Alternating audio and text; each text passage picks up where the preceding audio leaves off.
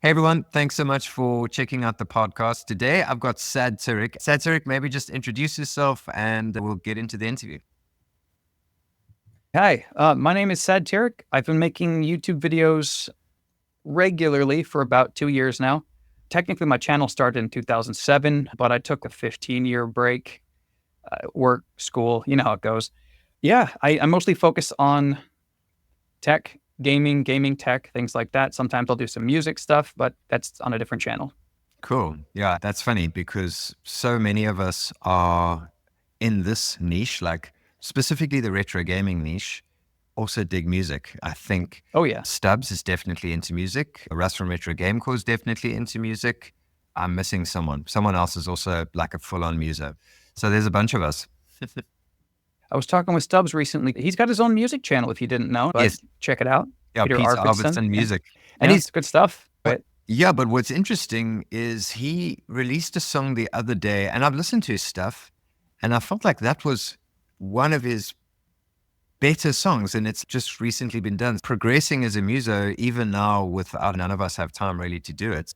Like, Oh, yeah, I know. I don't know how he He's does so it. busy. It's incredible. So well done to you, Stubbs. Indeed. This is about you. No. Do you want to tell people your real name, or are we just going to stick with Sadtiric? I've been sticking with Sadtiric, but I guess it doesn't really matter. My name is Alex, but it's Okay, weird. cool. I've gotten to this point now to where my name doesn't sound like my name anymore. I respond to Sad or Sadtiric. Okay, cool. It feels more like me. Yeah. So yeah. Okay, cool. That's where I'm at this point. I'm online. Eternally on. It's like that. You feel more like your online persona than your actual person. Oh yeah. I always end up falling back to the real name. It feels more sincere to me. Yeah. Well, I know you had asked before, but my name, Sadtiric, what it means, where it came from, how it had come into existence. Not to get too much into the mental health stuff, but the SAD is clinically depressed diagnosis that affects the ADHD and whatnot. But I thought it was funny to have that added into the name. And then I'm also autistic. I wanted to do sadistic, but that sounds too much like sadistic, and we're not getting there. Yeah. So Sadtiric, the satire, I feel like I'm Satire. playing a caricature of myself. So there's Sadtiric. Okay, cool. No, I did ask you about it, and then immediately afterwards, I was like, Adin, it's pretty obvious what he was trying to go for there. So yeah, that's great. But some people don't know. I've been asked about it a lot myself. What does it mean from a lot of people? Yeah. Get it out of the way. Yeah, it's cool. I think it's a cool online persona. You said you started the channel like 2007, but now obviously you said a lot of things got in the way, but what was the sort of inspiration to get going now, like recently? So many of us, I guess COVID was a push. I was wanting to do things and had some limitations with, I guess, finding motivation to do things. So YouTube here was an outlet to be able to do both. I was able to do things and then socialize with the streaming. I was able to let myself do the creative things that I wanted to do. Everything came together with YouTube. I get to be creative. I get to make stuff. I get to do the gaming, the music, all of it together into one place. So many of us. Good on you. We look forward to more videos from you. It's growing. It's getting there.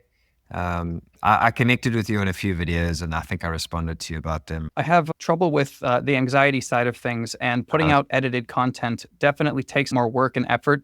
I realize it's been about 4 months since my last one, but see that. I'm on one right now. Okay, cool. We're getting back. With this release schedule, you cannot be making videos. It's crazy. Yeah.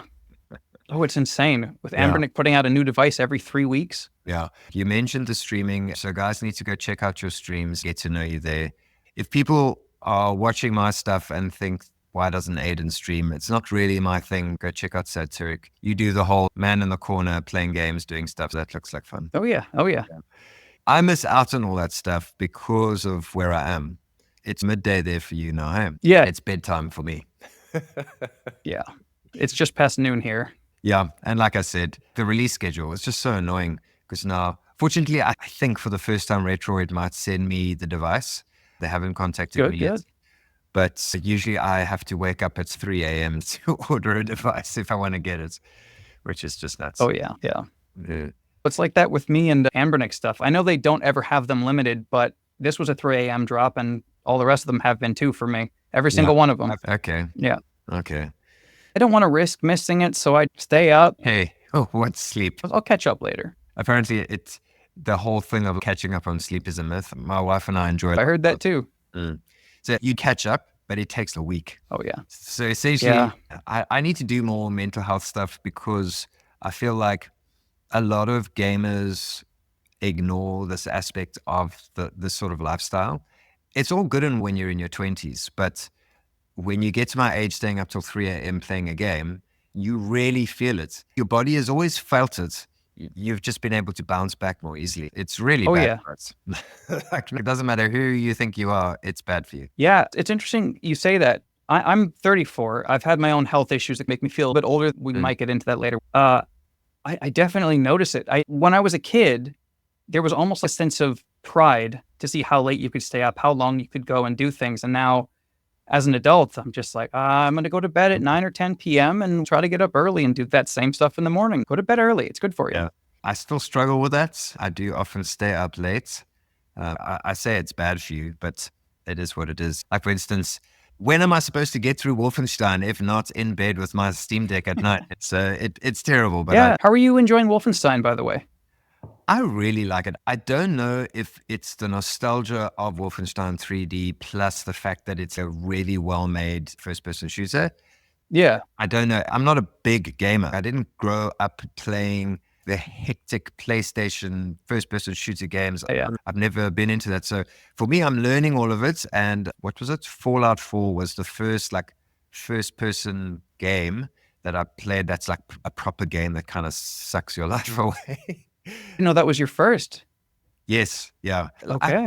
I underplay because I also am forgetful. Like I was saying in the previous interview, I forget, like, I don't know how I got to play these games as a kid because I never owned a PC, but somehow, so I can't remember where or when, but I have played these games. Yeah. I've played the army games, which I'm not a huge fan of anymore, but what are those famous ones? Call of Duty? Call of Duty, Splinter Cell, those types of games. I played a couple of those back in the day, but Fallout 4 was the most proper modern game that I played. So I'm not sure if that's why I'm enjoying Wolfenstein so much, but I dig it. It's got just enough story to keep me into it. Yeah. Yeah. Yeah.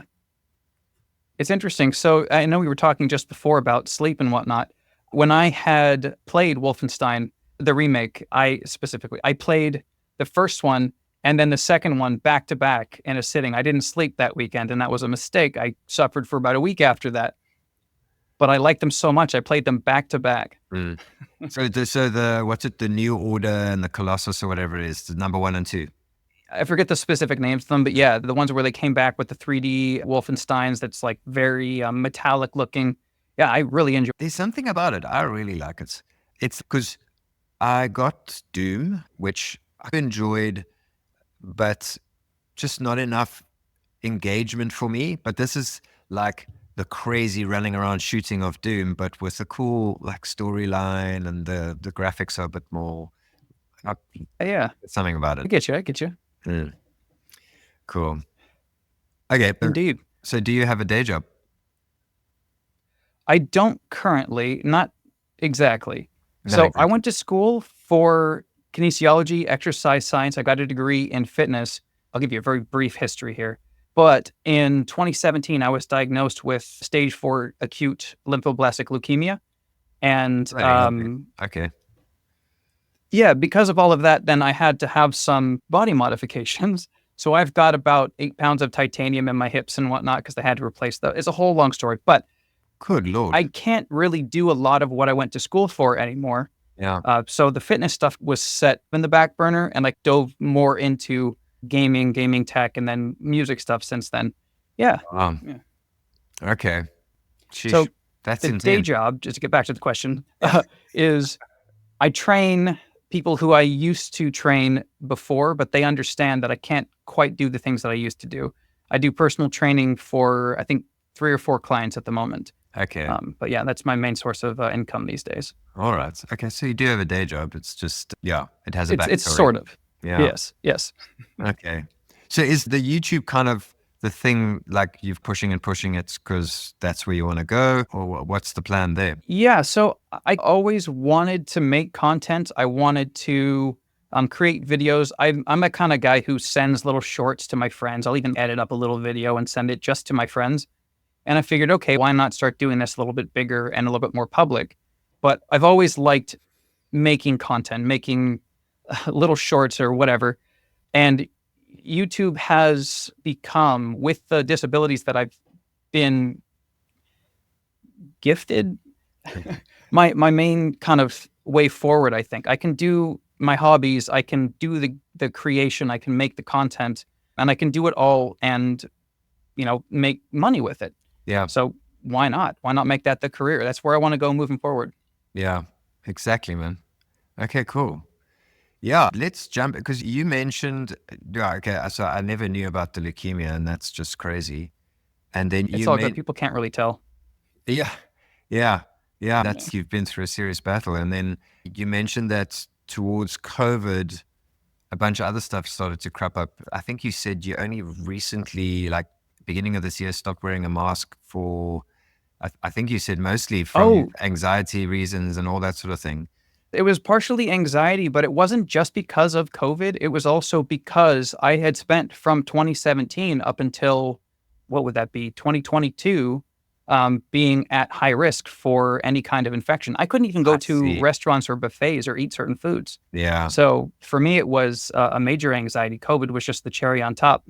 Okay. So you were high risk, and then just taking a mask off must have petrified you. It really did. I just started doing that earlier this year. Yeah. Not even all that long ago, just a couple months. Yeah. Oh, really? Yeah. Okay. Sure. Yeah. And then I think, because I guess you don't feel like dropping, hey man, had leukemia, blah, blah, blah, like just casually on Twitter. But I think the reason we chatted a little bit, things we've struggled with is, I think because I shared about the ADHD and then you were like, hey man, I also have ADHD. I think that. I think so.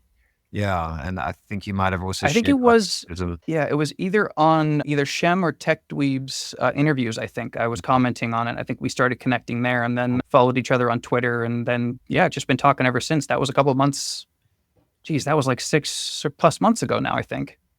Okay. It's been a while. Yeah, it has been a while. Yeah, time's been flying frustratingly. It has. Like, for instance, I was just sitting on my bed with my wife before I walked in here, and the RG Cube, like... Yeah. I got mine right there. Such a cool device. And I love it. When you will relate to this, when something just like tickles your fancy and you just dive into that thing and you become an expert in 5 minutes. I took this and I wrote an entire setup guide and review for it, I think over 2 nights. And I haven't even touched the surface on it because there have been so many other devices to get into, which...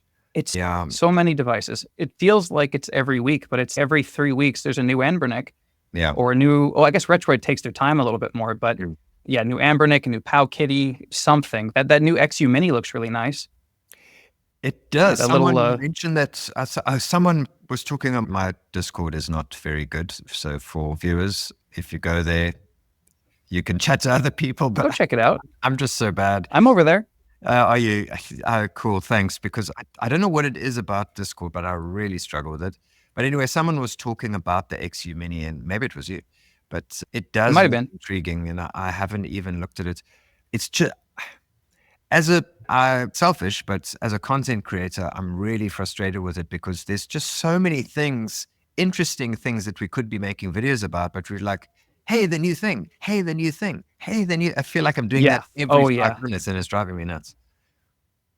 Actually, for me, part of the reason why I haven't put out a video in so long is because of that. So I started off with, I had the Mio Mini Plus and the RG35XX.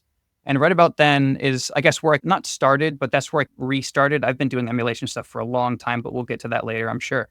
I started with those two. And then all of a sudden, the RG35XX Plus, and then the H, and all of these releases started coming out. And by the time that I'm really getting to know this first one, and then the Miu Mini Plus, and all these. Then another one's out, and another one's out, and now I have, I think, 20 or 25 of these handhelds, and I have put out maybe 3 actual reviews because I'm just trying to get to know these. And then there's a new one. I got to get it and learn it, and then a new one, and then a new one. Yeah.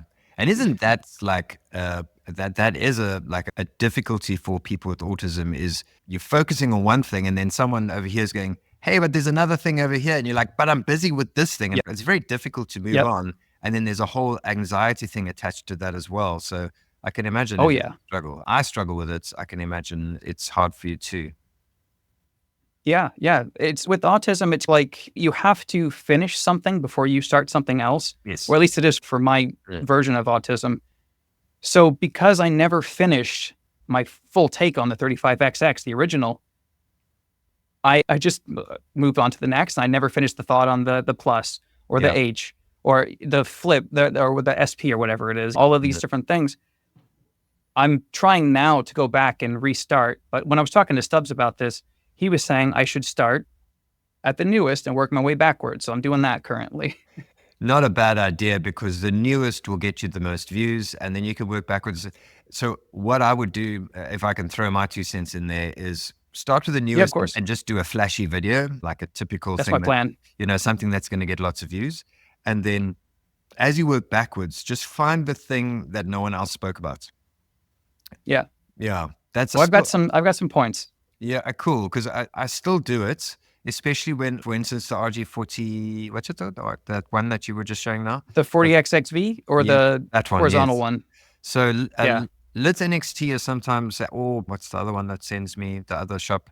They send me devices, but they're often late. But I've made peace with that, because I'm like, I don't know. I don't want to be chasing after devices all the time. So I'll get some devices. But and sometimes it plays in my favor. If I get a device a little bit later than everyone, I look at everyone's videos, I go, okay, but they didn't talk about this thing. And then I talk about that, and everyone's, oh, why didn't anyone talk about that thing? Oh, Adin's so clever. It does play in your favor sometimes. And that's what you'll do as you work backwards, Yeah, I'm feeling optimistic about it. Okay, cool. Speaking of that, I talked to the Fox, and he gave me permission to do his intro. So we're going to make it extra flashy. It's going to be starting off with the device and frame. Okay. And pulling into. Okay, cool. I got permission. I asked. That's cool. That's the fuck. I struggle because he spelt it that way. I struggle. It's the Fox, isn't it? But because it's an American accent, the Fox. That's Carrie, isn't it? Yes. Yeah. Okay. I've been meaning to actually get him. He's great. Super, super friendly. I've only talked with him a couple of times, but he's always been willing to help me out with whatever it is that I'm asking about. Yeah. I tend to be nervous of bigger YouTubers, but he's actually been more friendly to me than I have been to him, because I'm so nervous. So I just chill the hell out. That's a really good transition point too, because this community is so welcoming. It's incredible. I love it. Everyone's been so friendly, so supportive. Yeah. Like TechDweeb, for example, is a big reason why I started connecting with anyone here. Yeah. He saw something of mine, liked it, followed me. We started talking, and then I met you. I met so many other creators. I met Shem actually even before. He followed me a while back. But everyone's been super, super friendly this whole time. It's been great. You guys have been so supportive. Cool. Yeah, it is that way. And it is a nice little community that we've developed, like specifically the retro gaming space. It's just but actually not just because like hardcore retro gamers can also get pretty intense, but it's the emulation space that's, I've narrowed because these guys can be insane. And then the retro gamers are just, I think they're really hardcore, because they're like, you must play original hardware. Some of them really are.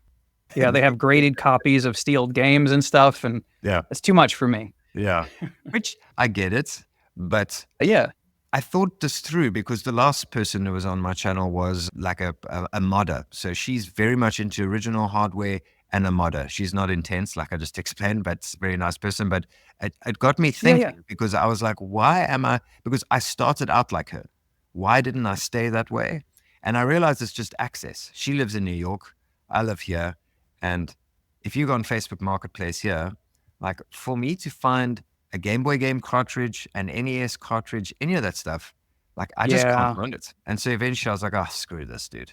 Even where I'm at right now, I'm right near LA, and we have a lot of devices that are out there in the used market shop, pawn shops, whatnot. They're everywhere, but it's such a fast cycling because there's so many people who are looking for this here, so many other content creators that are centered here that they might have an original Game Boy one day and then nothing at all the next day or whatever. You might not have anything, and you never know. Usually you get not so lucky. Yeah. Every now and then you'll find a modded Wii at a, what's it called, like a thrift store or something. Yeah. Sorry, very ADHD segue, but did you see that Simu? You're good. Is it Simu or Kemu? Simu is being developed for Simu. Android. I saw that. I'm so excited about that. I'm so excited about that. Especially it pairs perfectly with the, what is that? The Odin 2 Mini, and I'm assuming it's probably going to play pretty well on the Retroid Pocket 5 and the Retroid Pocket Mini. Exactly. So we'll see. Yeah, I'm looking for that. It's great timing. Yeah, and I think we're going to have the same thing there where Snapdragon compatibility, guys can start developing drivers for specific games. So it's going to be pretty cool because obviously the Wii U library is quite nice. Oh, yeah. I played through Breath of the Wild on the Wii U, and I don't know, that was good enough for me. Yeah, yeah. The Snapdragon 865 is the same chip I have in my Note 20 Ultra, and this thing can almost run Switch games. Like, it'll do Breath of the Wild at 10 frames a second, but it'll do it. Yeah. Yeah, it's crazy. And that's without any tweaking, and that was, last time I checked, was months ago. Hey, we're getting somewhere with that. It'll do Wii U for sure. Yeah. What's interesting about Switch emulation, that's the big taboo topic, is I just dropped it. And a guy I don't do it in videos anymore. Yeah. So I think the public awareness of it has dropped, and I lost interest in it, probably because like content creator, comment content about it. But then a guy who follows my channel was like, hey, Adin, I've gotten this game to work, this game, this is it. And he was like, oh, have you heard about custom drivers, blah, blah, blah. And it's piqued my interest again. And I want to get Metroid Prime, the remastered version for Switch, working on here. I think it'll be nice. Yeah, I'm sure it would run pretty well on that. Yeah. Are you playing any Switch games, or where are you playing them, if you are emulating them, should I say? I haven't been actually playing any of the games. It's a fun transition into this topic. I am one of those people who I enjoy the tinkering so much that I spend all of my time tinkering and hardly any of my time actually playing. I'm sure you probably understand. Yes. Yeah, I'm constantly tinkering, trying to get stuff to work, trying to get custom firmwares to do certain things, connect to Wi-Fi, trying to get them to do things they shouldn't do. Yeah, I have a lot of fun with that stuff. So actually playing the games on these things is a little bit harder for me. That being said, I have been actually playing Chrono Trigger on this again, which I'm quite enjoying. It's really nice on the screen. It scales wonderfully. Yeah. Yeah, I am looking forward to getting mine. Just a 4x3 vertical, looks pretty. I think I'll end up using it for a while. I'm pretty sold on the whole square screen for my everyday retro gaming. I don't know. I just got into the square screen and I really enjoy it. But I'm a big fan of this. Yeah, oh yeah. Because it runs Game Boy Color lovely, wonderfully. Yeah, but I just like the all-purposeness of it. But I do end up just playing Tetris for Game Boy on it. Yeah. Yeah. I was always a big fan of Pokemon. So for me, there's a lot of ROM hacks and rehashings of older content. That's a lot of fun to play on those. And because it is that square screen, I can make a square. It's gorgeous. It just pops, fills the whole screen, looks great. Yeah, it does look good. What I wanted to say was I gave a Power Kitty RGB20SX to some family friends. I shared this in the other episode, but I'm going to share it again because I was just so excited about it. So 2 kids, of course, 4 kids, but the 2 boys specifically were like, hey, Uncle Adin, we heard you have a retro gaming channel. And I was like, yeah, boys, it's not very big, but it's growing. And they're like, you're so cool. And then they came into my studio here. They came to visit, and they spent the day playing actually, I don't know where it is, because they spent the whole day playing my original Game Boy. I was like, these are the coolest kids. They're like retro gamers. And I was very impressed. I either gave them the RGB20SX to take back to Australia with them. I love it. That's a great choice. It's a great choice to gift. Yeah, because they truly were just original Game Boy fans. They wanted to play those old square Game Boy pixelated games. And he was like, and the screen isn't too bad on here. I was like, dude, the screen's rubbish, but you go for it. on the original Oh, Game Boy. yeah, the old screens. Yeah. We're so spoiled these days with screens. It's incredible. Yeah. Yeah. People were complaining about the Powkiddy V10, and it looks so much better than the original screen we had Game Boy Advance and stuff on. So much better. Yes. No, I gave it a good review. I was like, this is a really nice device. The controls are decent. It's got a great screen. It's a bit funny looking, but I like it. Thumbs up. Yeah, me too. That's why we're such a happy community, because we're like, this is better than the original thing. Thumbs up. This is better than the original. Yeah. Every device, we're just like, this is amazing. Yeah. Our perspective is, what's the word? Very much in the favor of whatever's the newest thing. Yeah. Yeah. Yeah. Yeah. You can, what do you feel? Because I tend to be like this with tech in general, even when I wasn't reviewing retro tech, is like, I always put it in the perspective of, we couldn't do this 10 years ago. Now this thing does it times better than we're living in the future. And that's how I approach every piece of tech. Check this out. So even when it comes to emulation, have you seen this little guy before? No, what is that? This is a Dingu A320. I've seen my mic there. Sorry about that. This Dingu thing, and I went down the rabbit hole a while ago, and then I just couldn't find anything about it. This one was one that is actually being lent to me by a friend of mine, because we got them together back in 2007, 2008. It can run SNES, GBA, all that stuff. It was like $80 at the time, and it has even its own 3D exclusive called 7 Days Salvation. This was fantastic. The screen is terrible. Okay. This sound is terrible. The buttons are terrible. But it existed, and having this and comparing it to what we have nowadays, it's crazy just to see how far we've come since then. Yeah. It was great to have this back in the day. Yeah. But I don't even know what port that is. That's not SD. What the hell? Is that not an old iPhone charger? It might be, but it has a micro B, or is that mini B? Yeah, we've come a long way. Yeah, we've come a long way. Yeah. Sure, that's cool. That's like an echo of the retro emulation space. It really is. You might have seen on some of these devices, they have the Dingux operating system to go manage your files and whatnot. Yeah. And I believe it originated with this, or maybe something just before this little thing. Wow. Yeah, I've been in the scene for a long time, just public with it only recently. Yeah. Yeah, that's like full on That's the good OG. stuff. Yeah, that's so cool. Yeah. Yeah, so that's because I think that people would have picked that up and been like, well, it's better to have original hardware. And that's where that argument started, I guess. But yeah, man, it's difficult to argue that now. It really is. Emulation has gotten so good, so clean. Yeah. Because then I think one of the last remaining arguments that does sometimes hold water is, what's the input delay? And if you really pay attention, there is sometimes an input delay. But your brain, someone commented again, they were like, the Retroid Pocket 4 Pro still has input delay. And I was like, no, it does. Oh, hang on, it does. But your brain compensates. It doesn't affect things that much. Right. It does exist. I definitely did notice it. I think Shem and I were talking about it a while ago, but it really isn't enough to make that much of a difference, especially for what it is that you're getting in the package. For example, for the Retroid Pocket 4, the thing is $150 to $200, and you can play up to some PlayStation 2 and GameCube games on it. That's a lot to ask, as well as everything below it. It does a lot for the little bit of the downside that it has. Exactly. Yeah. That's my take on it, at least. Yeah. Yeah, I'm with you 100%. Yeah, and that's... So let's jump into the Retroid Pocket 5. Retroid Pocket 5 doesn't roll off my tongue. Yeah, it's weird to say, isn't it? Yeah, it doesn't seem to work. It's weird. But somehow it doesn't roll off the tongue so easy. It works better. I don't know why. Yeah, I agree.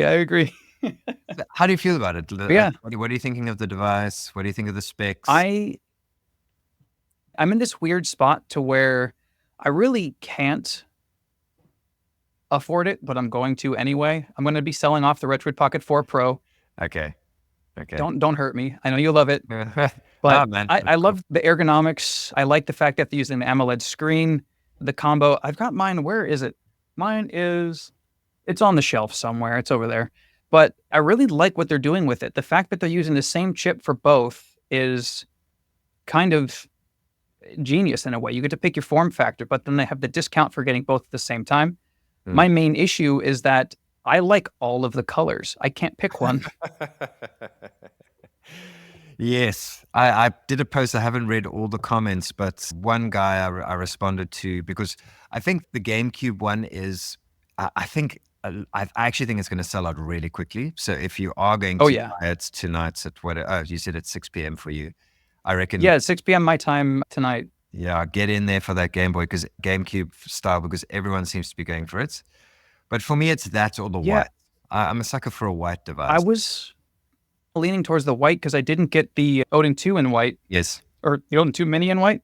I thought it'd be nice to have that, but I also, because my Steam Decks all have the transparent back on them.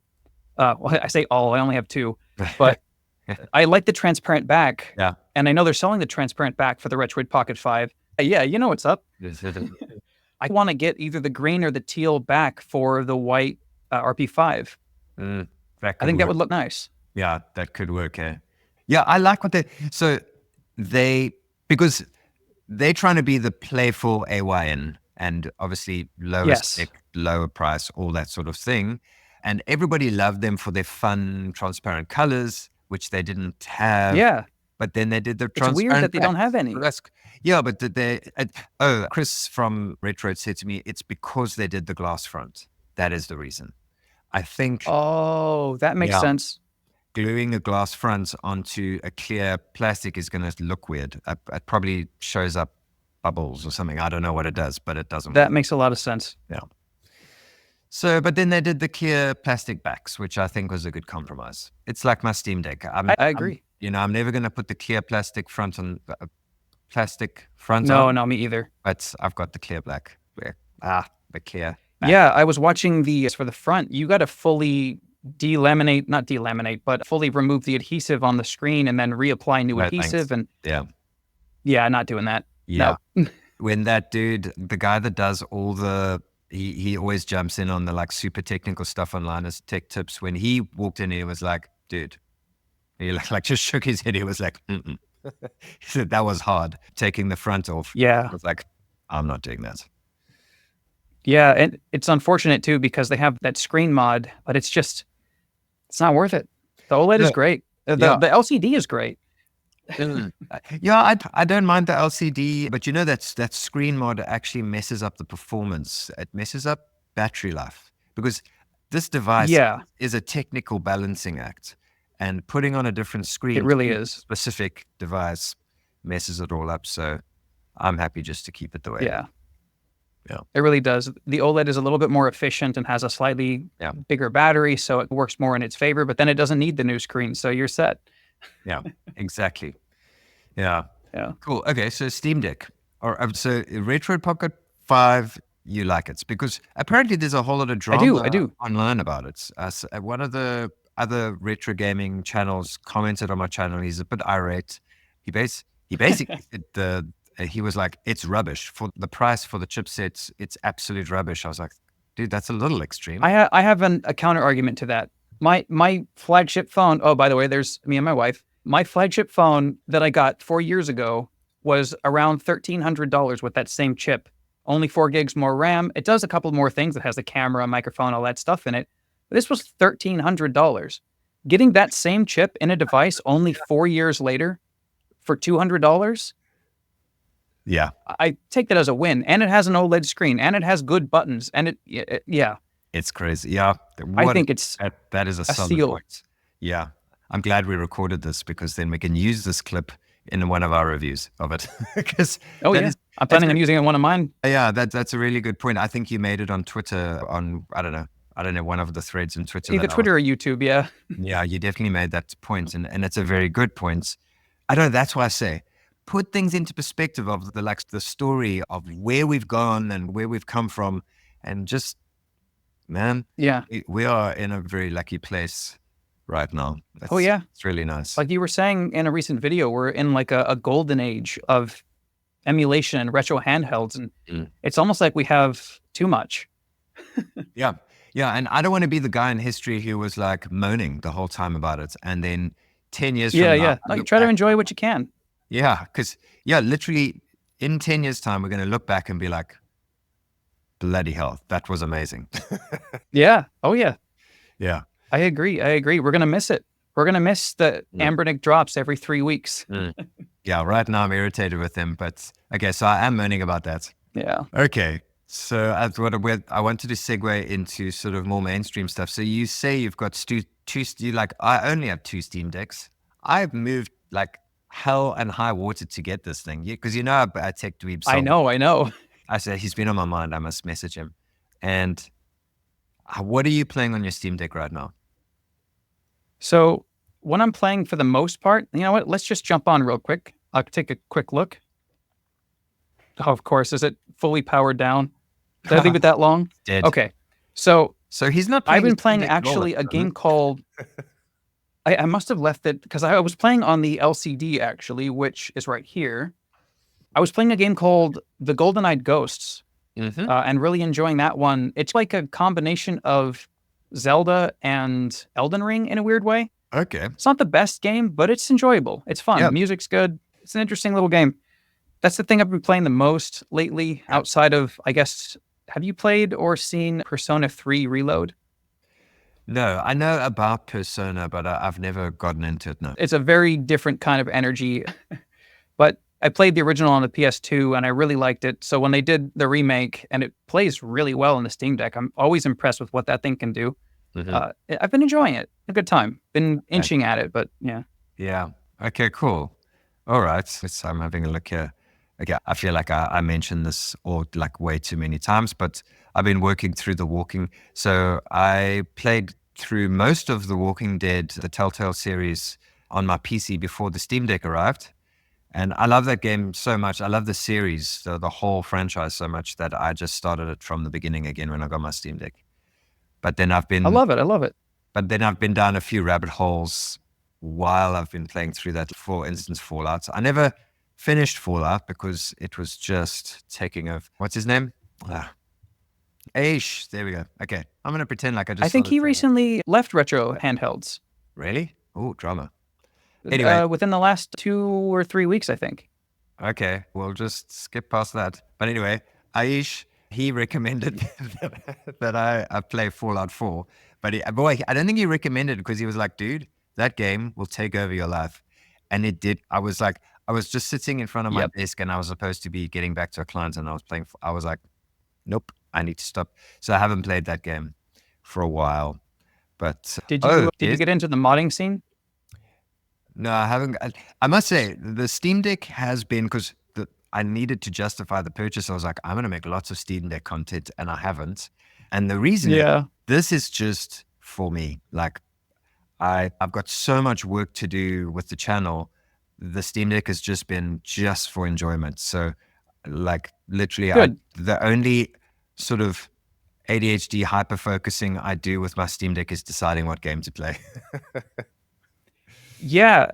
Speaking of, it's funny. So with ADHD and games to play, when you had asked, what am I playing? Yeah.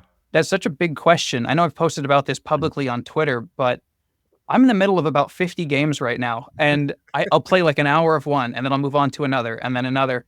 Yeah. And I like them all. I've got no problem with them, but I can't just stay on one thing. I'm constantly moving to the next thing. I'll even sit in one night and play 4 games in 4 hours. Okay. It's just, there's so many. Yeah. That I haven't played through a lot of games since I even started doing this. I finished Death Stranding because that was just so engaging. Nice. Like, I loved that. Yeah, I really pushed. Also, but the reason I finished that, I was like, I need to finish this game so I can get on with my life. You know how it is. It was just I enjoyed it so much. Because good. Do you get into games where you just like walking around and like looking at stuff? Oh yeah. And it kind of bothers people sometimes. That's why I try not to stream those games. Yeah. But if I'm playing and maybe my wife or a friend is watching, and they're wanting me to play a game that they've recommended. I was playing Armored Core 6 with a friend recently. Okay. And the first thing that happens when I drop in is I turn around and start walking the other way to see what's over that way. Yeah, I do that. I want to see all of the things. Like, okay, the mission's there. Yeah, I know the mission's there, but I want to see what's in that room. And maybe there's something Yeah. that, you know, I have to. And that's so funny that you say that. That's hilarious.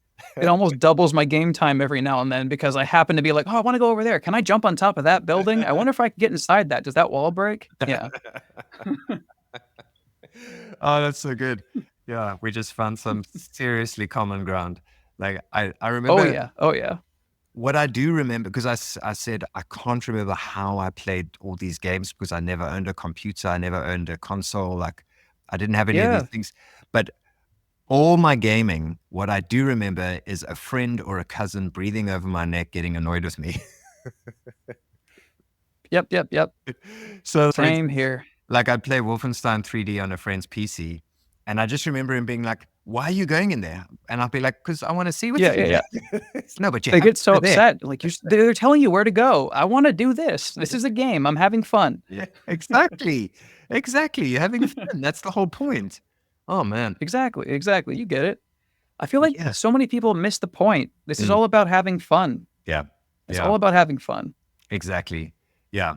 Because actually there was a certain level of anxiety getting into this. Like for instance, Wolfenstein, I started on because they make you feel guilty for putting on easy. They're like, what's it called? Can I play mommy or something with the dummy in your mouth? Yeah. So you're like, I'm not going to do that. I'm not a sissy. But eventually I went to that mode because I'm just such a bad gamer. And then I realized, no. There's no shame in it. Just enjoy the game. You're not bad. You're doing what's fun. Yeah. So I know there's this negative connotation with like easy mode in video games. And now people are starting to say that there's one having hard modes in general. But gaming should be, you play whatever you're feeling that day. If you has an easy mode and you're having a stressful day, play easy today. If the next day you want a challenge, play hard. Do what fits your mood. Do what fits your day. Don't, what other people say, it doesn't matter. You do what works for you. Yeah, for sure. That's how I look at it. Yeah. But there's a growing trend like that. You get this. Finally. It's like easy mode to enjoy your game. I think a lot of people are just realizing that because it is. It's just supposed to be fun, man. It's games. Yeah. For goodness. Exactly. I also think it's because I haven't been historically a big gamer, so I don't know what the sort of female population has been in gaming, but I do think we probably have them to thank for that because they just come with a different way of looking at it. And when I was speaking to, I think it was Crystal, and she was... Yeah, I remember you talking with Crystal about that. Yeah, and she just came with that mindset. Screw what people say. Yeah. People go, this game I like is dumb, but I'm like, I like it, so I'm going to play it. I saw a statistic, and I don't know how true it is because every statistic on the internet is true. I saw something that said that roughly 50% of gamers are female. And I'm glad that the stigma that girls can't game or don't game is going away. In fact, on Twitter, half of the people, if not maybe more than half the people that I follow that game and interact and have a Twitch following and do this kind of thing, like Nat the Nerd, for example, or Crystal, females, lots and lots of women. I'm glad that it's not like taboo like it might have been 10 or 15 years ago to come out and say that you do this. And then same thing for adult gamers. I know most of us are 30s and 40s, and we're still having fun. You're never too old to game. Yeah. Yeah, because also that's the other sort of mindset that Crystal got me over was because people are on their phones, playing games on their phones. It's just a different type of gaming. And this is what I think happened. I think the dominant, because usually often a negative voice will win, like will overcome. Like it happens on Twitter. And just because it stands out. Yeah, it stands out and it gains traction. And then you'll have someone say, yeah, everyone thinks this. And I'm like, who's everyone? I don't know anyone that thinks that. And it's just that negative voice. So it's a vocal minority fallacy. Yes. And I think that's what happened with gaming because you got these super hardcore guys with their headphones and their things and they're playing the fighting games and they were in teams and the whole thing. And it became such a big thing like esports and all that. I'm not saying any of that is like bad, but I'm saying there was that exists. Yes. Carry on. But everything else exists too. Exactly. And I think those guys were very intense and took over the sort of, what you call it, the meme of gaming. And it's a whole Yeah. world, man. I think that's probably also what held me back in my later years because I've always actually been a gamer. Like I enjoy games. I enjoy playing like Oh, PC yeah. games, Age of Empires. Like I played lots of games growing up. As I've done this, I've remembered. But I think the thing holding me back was that sort of stigma. Ooh, a gamer, like you just sit on your couch and There's a negative stigma, and even amongst gamers, and that's so self-defeating. And yeah. I don't understand it. I never did. Yeah, I think the thing that got me over that hurdle now was when I got my Steam Deck, and I realized it's almost like watching series, but just in a way more engaging and fun way, because I enjoy TV Yeah, series. yeah. Sure. Yeah, I always binge if I do watch something. It's everything all at once. I can't do the weekly thing. I forget. I don't know if you do that too, but Yeah. So you're into yeah. TV shows. What are you watching right now? Some. I'm really excited for the second season of Arcane, and Castlevania was fantastic. It's mostly animated stuff that I watch. Okay. The live action stuff, life kind of feels like a live action TV series. I get enough of that. So the animated stuff is a little bit more of a departure point for me. Okay. Cool. Yeah. Yeah, I'm not so much into that. But I do enjoy things that are not otherworldly, like just not real. I say that. Yeah.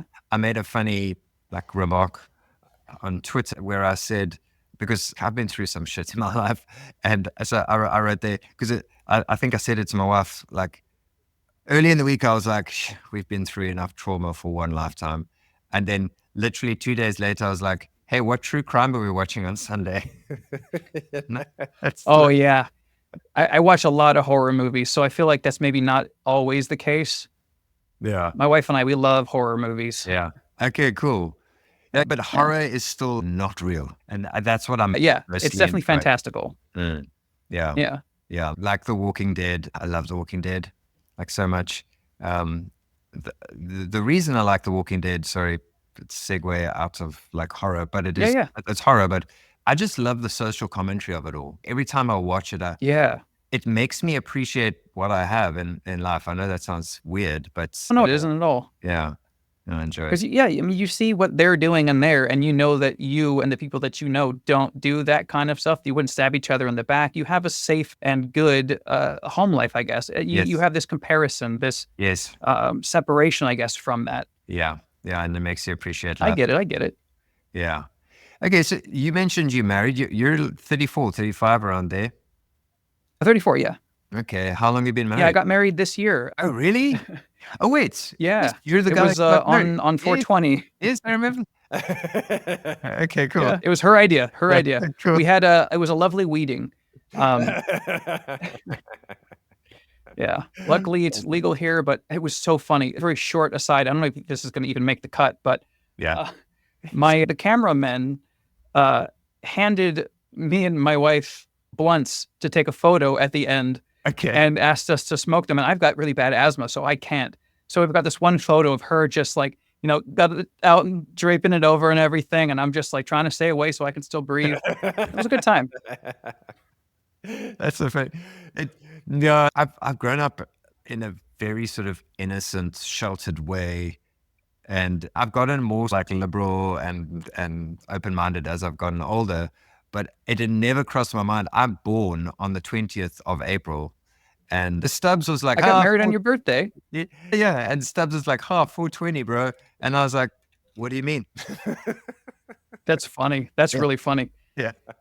Yeah. I also grew up really sheltered, but my wife changed the stigma on that. I know we're not going to get too much into that, but there's a massive stigma on that too. And like gamers and stoners and all this stuff. But it's like everything in moderation, everything, even moderation. Someone said that. I can't remember who. Moderation in moderation. Yeah, no, there was a quote about that, I swear. Yeah, that is interesting. Don't live too strictly as how it goes. Yes. Don't take anything too seriously. Yeah. Yeah, for sure, man. Yeah. I was listening to a lot of Dak Shepard's podcast for a while, the Armchair Expert. I don't know if you've heard any of his stuff. I don't think Bell's so, but husband, he has a very successful podcast. Anyway. Okay. It's such a weird dichotomy because he is an alcoholic, recovered alcoholic, or recovering alcoholic, however they say it. And he's Yeah. very pro his children trying out drugs when they're older. This is such a strange thing, but It's an interesting, yeah. yeah. And his reasoning is just they need to experience life. And I can't remember all the things he said, but like the fact that acid can often open your mind and all these things. And it was just weird to hear an addict say that. I struggle with it. Yeah, that is an As, interesting stance. yeah, but as someone who grew up surrounded by addicts, I do struggle with that statement. But yeah, anyway, everything in moderation. Yeah. Yeah. Everything, yeah. No, I understand that too. It's been very similar for me as well. A lot of stuff in my family with addiction. It's a genetic thing, they say. Yeah. But for me, the addiction is seeing the new thing and needing to have it. Yeah. Doesn't even matter if I need it or not. I don't know. Let's see. I'm going to pan over a little bit here, but the guitars. Ooh. Yeah. I see a new guitar, and even though I have a bunch, I need the new one. Yeah. So I have a constant, ever cycling thing. And it's the same thing with the handheld. It's okay, let's now go sell the old one and get the new thing. And it adds so much more stress to my life, this addiction. Yeah. But in the peak of it, I'm having a great time. Spoken like a true addict. Yeah. Just Yeah. point proven. Yeah. You know? Why do you need to? I don't know. Because it's nice. Feels good. Well, the OLED is a little bit better, and I can't Yeah. get rid of the LCD, although I am trying to actually finally sell it. I'm finally getting over the keeping things that I don't use thing. Yeah. It is funny. You got the OLED, and then the LCD, just there's no reason to use it anymore. Yeah. And the problem now is prices have dropped so severely, so you're not going to get a great deal on it secondhand.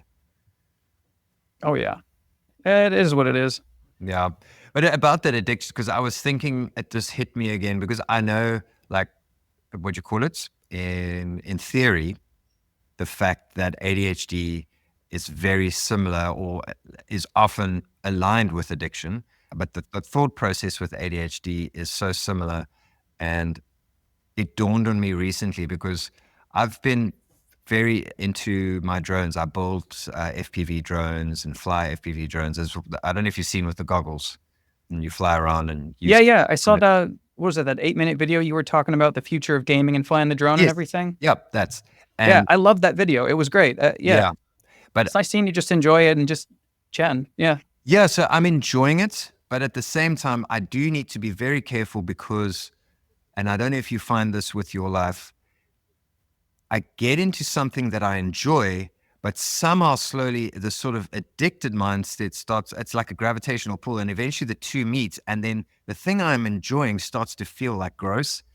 And then as soon as I feel that, I have to like take a bit of a back, relax a little bit and slow down with it, because then I see myself like shopping online. I have to build the next drone. I have to build the thing, and I have to have the latest thing. And then I'm like, whoa, I just need to slow down and maybe build a drone in a few months. Like, just calm down.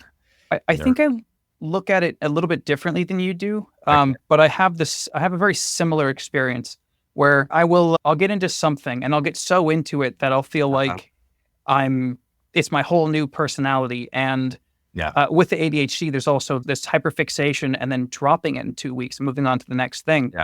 And it's because of how Anbernic does their releases so fast, and Powkitty and all of them, it goes from device to device. But without the devices, then I'll switch from handheld stuff to upgrading my system, my setup. I've got an LG C2 OLED right here. I've got the Samsung Odyssey Neo G7 over here. I've got the LG GK34 or 950F over here. Like, all of these top of the line monitors, I've spent a lot of money on, and it gets to be a problem. And you can't use them all at the same time. You only got two eyes. Yeah. But I get into these hyperfixations, and recently I just picked up a drum kit. So hopefully that doesn't turn into a new addiction, but you want to create, you want to do everything. And realization recently, and I know this sounds probably pretty obvious, is you can't do everything. Yeah. It's simple, and you but can't especially do profound. everything at the same time. Yes. Yeah. That is the critical realization for someone with ADHD. Yeah, it hit me real hard recently when I was trying to work on a video, edit, play guitar, record the guitar, I was trying to do everything at the same time, and I was just so burnt out Yeah. all the time. Yeah. And since realizing that, I've brought myself back into the content creation, and then working on this has been a lot easier. Working on the 40XXV, I Yeah. actually scripted a whole video out. Yeah. Well done, man. Well done. Yeah. Yeah. I was literally setting up for this webcast and I was thinking to myself, man, I hope my brain doesn't just drop retro gaming. Like that's a literal fear I have because I know the things that Me I've too. dropped through my life, like important things where I just go, yeah, I'm over it. I've done it. Yeah, many no, I times really in do. my I life. really do. Mm. And it sounds, to people who don't experience it, it sounds absurd and it sounds insane. And why do you do that? It's not something that we have control over.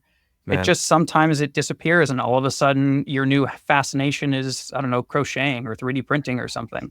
Yeah, it's a Just genuine it fear moves. I have permanently. But on the other side, I do try to hack my brain a little bit. And the one thing Mhm. that hasn't left me for the past 15 years, I would say, actually, as long as I can remember, is creating content. Like whether it was Mhm. music, it was all, I loved writing songs, but I loved recording those songs and turning them into media. And then it was the next thing and the next thing, and then it became video content creation. So I think I'll be able to, even if I like lose interest with the emulation for a little while. Let's say, for instance, take this whole situation to its absolute end. Like I get so obsessed Yeah. with drones that I completely forget about retro gaming. I will still be able to do it because I love making videos. And that's how Yes. I Yes. tricked myself. Yeah. It's interesting. I do something similar. And like I said before, for me, part of what I do is I've switched to, instead of dropping hobbies every 2 weeks to 4 weeks, I'll drop a device and move on to the next one. Unfortunately, I Yeah. need to get my content actually out, but Yes, there's that please. side of it. But then I've also always made little videos and shorts. I started recording music and whatnot back in 2007. That's what my channel originally was about. Yeah. I didn't do very much. I was 17 at the time, but Yeah. I started doing that. I like the process of creating, of recording it, of the editing, of the lighting, of all of this. I like that so much. Yeah. So there's that one thing that makes YouTube kind of perfect for people like us. You get to do a little bit of everything. Yeah. Yeah. It does help him. Yeah.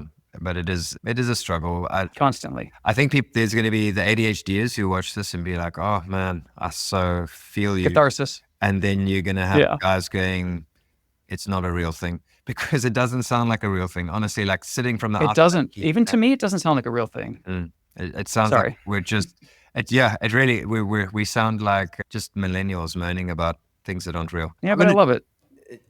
You love it? What, having ADHD? To some degree, yeah, because every single day is a new adventure. You never know what you're going to get. Yeah. Yeah. If you can monetize it and trick yourself into sticking to certain things that will make you a functional human being, then yeah, it is. Which, That's the goal. And I think you're a little farther along on the path than me, but I think I'm on my way there. yeah, definitely, man. But you've mentioned it a few times. It's just getting those things done, like getting the piece of content out. That first step is the biggest one. Yeah, I'm going through a little bit of a funk now, and it's because a bunch of things distracted me, family and what have you. And so I find it difficult to get back into it. And also, like you say, the sea of devices is so overwhelming that I can't move. Like I'm like frozen. But Yeah. you've got to just pick one and just do it. Yep. I'm speaking to myself Exactly. now because, But you say you've got a script me ready, too. ready to roll. So now it's just filming and publishing. Well, editing. Yeah, I've got the intro recorded, and then I've got some B-roll shot, and I've got the script sorted out and everything. I'm actually going to be doing some of the recording right after this, so I'm hopeful I can ride this energy out. And so what's your non-retro desert island game? Desert island game. Do you have any examples? Because I remember you showed me the question, and I was a little confused. I tried to think about it, and I'm like, oh, does Far Cry 3 count? It's right in the middle. No, what I mean, no, right, Oh, you right. mean island to play on a desert island? A game to play on a desert island? Yeah. So if I give you a Steam Ah, and see, like you were on the Titanic on the lifeboat and you had a Steam Deck, then there was only one game on it. Which game would it be? it's funny you say that because my autism took that very literally, and I'm like, what's a desert island game? Wario Land 3 had a desert island. Yeah, that was definitely an autism moment right there. Yeah. Okay, so let's see. If I had one game to play on an island, oh man, that's a really hard question. Actually, something that has eternal replay value. I don't know. I don't know. There's so many. But again, like I was saying before, I'm bouncing back and forth between 50 games. To pick one would feel like I'd be betraying myself in some way. Okay, I think someone with your specific brain type, I'm actually torturing you here. This A is little bit. it's like punishment. It's hey man, You can leave it in though. It's definitely relevant. yes. It's like guy with autism and ADHD gets asked about to play one game. Look at Yeah, him. right. Pick one thing. I don't have favorites. I don't have the brain capacity to pick favorites. It's like asking me what my favorite retro device is. I don't know. Yeah. I like them all. Okay. Yeah. Uh, Okay. I would hate. Because to be honest, if I say it's because it's become a meme and a sort of a caricature of myself, the fact that I like Darkwing Duck so much. Yeah. But if I had to honestly tell you what is the retro game that I would want to play like perpetually, shit, I don't know. Because there's so many good ones. But then an RPG is nice and I like it when I'm relaxing, but I don't know if I could play that forever. And then I'm like, Darkwing Duck, but it's a very short game, so I can't. What? Yeah, it's interesting because the game that comes to mind, if I had to pick one, is a game that I use for testing for everything, which is Golden Sun on the Game Boy Advance. Okay. That game, it's a beautiful game, great music. It shows up really well. The colors pop. I'm familiar with it so much so that if I see it on one device or the other, I can tell what's wrong with it really quickly. But with you, it's and Darkwing Duck, it's not necessarily my favorite game or my one choice. It's just one that I'm very familiar with, and I've replayed a couple times, and it's a good one. Yeah, it makes every time you open it up. Yeah, exactly. Okay. A remake of it already. Yeah, there's so many of those. And it's specifically GBA games. There's so many GBA games that were such good, either franchises or just a standalone game that was just so good that I think there's such a big fan base that if they made like a first-person shooter of it on the Steam Deck, for example, I think there would be like people would go for it. Yeah. Okay. So sorry about that torture of the desert island game. Oh, you're good. You're good. Okay. I like this one. Is your oldest or fondest childhood gaming memory? Oldest or fondest childhood gaming memory. So I've got two, actually. Okay. When I was a kid, the first console we had in the house was a Sega Genesis 3, and my parents had it, and we only had, I think, 4 games. It was Sonic 2, Tasmanian Devil, Mickey Castle of Illusion, and then I think it was Dr. Robotnik's Mean Bean Machine. Okay. I think those were the 4 that we had. Yes. And I remember playing Sonic 2 with a friend of mine, and it was a friend across the street. He'd come over all the time. We played through the whole game together. It was a great time. I loved that memory. And then Mean Bean Machine, this is a weird one, but I guess I was closer to maybe 9 or 10 years old at this point, a little bit older. Yeah. My landlord of all people and he lived in the spot above us.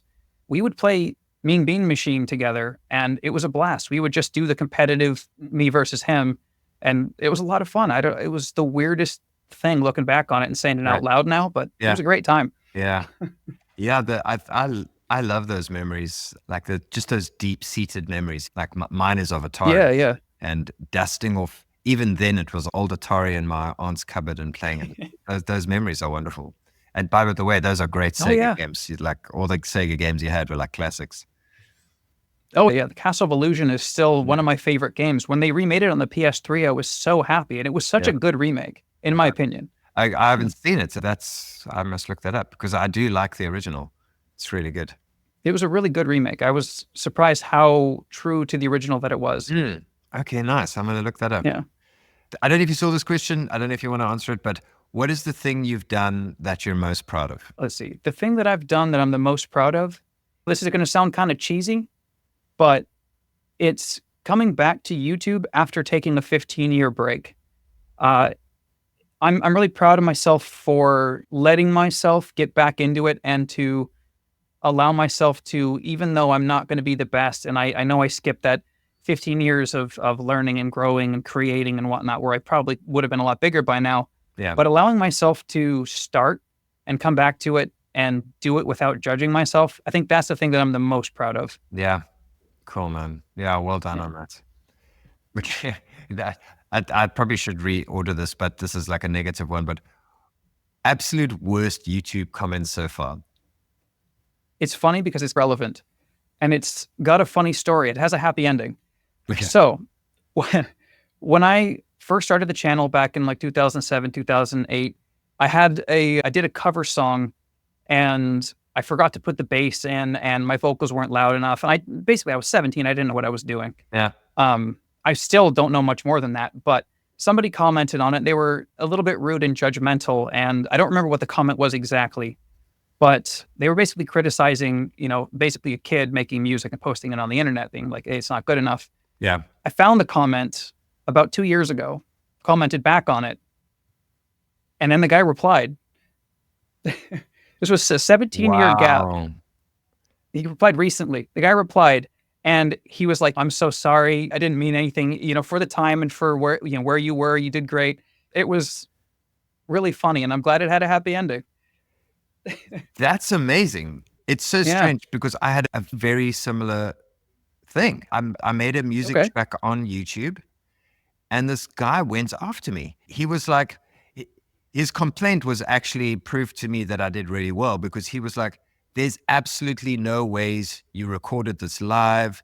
It sounds too good. Like he was like, the recording gotta love that. Clean and crisp. Like it was like, there's absolutely no way you overdubbed this. Don't lie to people. He like really went after me. And then I found out it's a local guy like down the road, the town just out, like not even an hour away.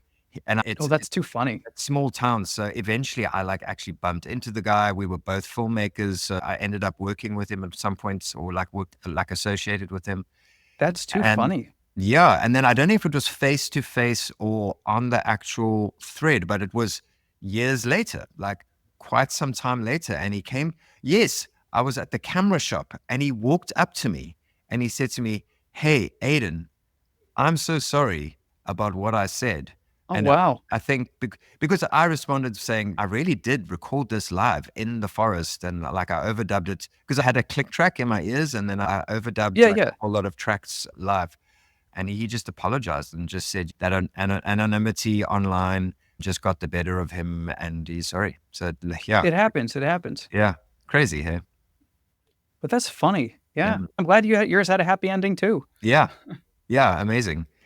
I think a lot of us back in the day got caught in that, like that anonymity. We were like, it's a hidden world. And then you accidentally just, I don't know what happened because I also said things that I regret or made jokes that I regret or whatever. Yeah, I think we all did. But the excuse that I like to tell myself is that we remember a time before the internet. We remember a time before this was even an option, before chat rooms, before Reddit, before all of this stuff. Yes. So it was a weird kind of a transition. It felt like we didn't really know how to handle ourselves yet. Yeah.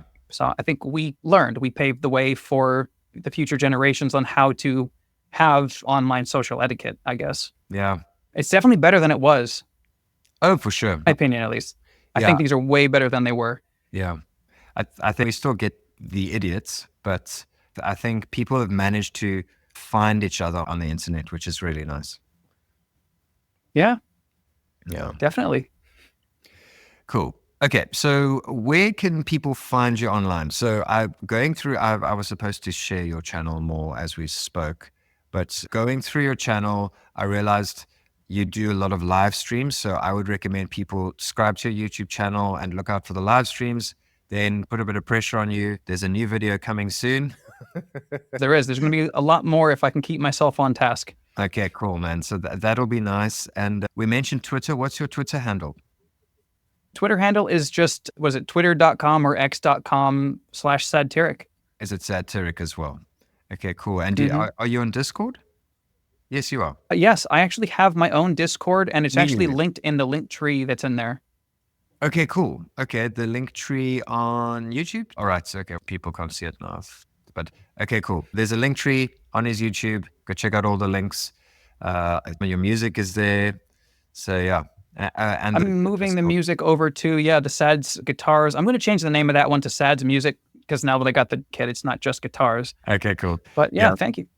Cool, man. Yeah, thanks so much for being on the podcast. I really appreciate it. Don't go away. We're just going to say bye to the audience and we'll catch up afterwards. Of course. Yeah, thanks for having me. It's great.